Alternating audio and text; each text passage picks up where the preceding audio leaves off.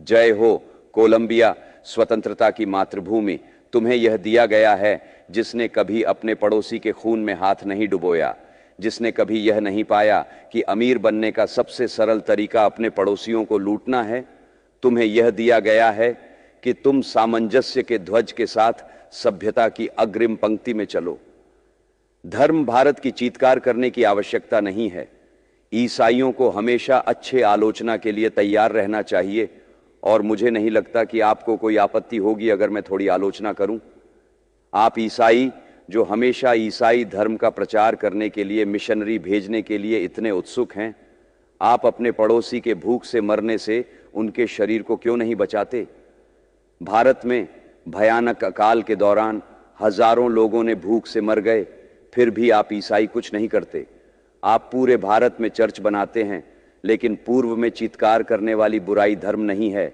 उनके पास पर्याप्त धर्म है, लेकिन यह रोटी है जिसकी प्यास से जलते भारत के पीड़ित करोड़ों लोग पुकार रहे हैं। वे हमसे रोटी मांगते हैं, लेकिन हम उन्हें पत्थर देते हैं। एक भूखे लोगों को धर्म की पेशकश करना अपमान है। एक भूखे आदमी को तर्कशास्त्र सिखाना अपमान है। भारत में एक ऐसा पुजारी जो पैसे के लिए उपदेश देता है, वह जाति खो देगा और लोगों द्वारा थूक दिया जाएगा। मैं यहां अपने गरीब लोगों के लिए सहायता खोजने आया हूं और मुझे पूरी तरह से एहसास है कि एक ईसाई भूमि में ईसाइयों से अधर्मियों के लिए सहायता प्राप्त करना कितना कठिन है। मैं बौद्ध नहीं हूं जैसा आपने सुना है, और फिर भी मैं हूं। यदि चीन, जापान या श्रीलंका महान गुरु की शिक्षाओं का पालन करते हैं, तो भारत उन्हें पृथ्वी पर भगवान के अवतार के रूप में पूजा करता है। आपने अभी सुना कि मैं बौद्ध धर्म की आलोचना करने जा रहा हूं, लेकिन इसका अर्थ यह है कि मैं केवल इतना समझाना चाहता हूं।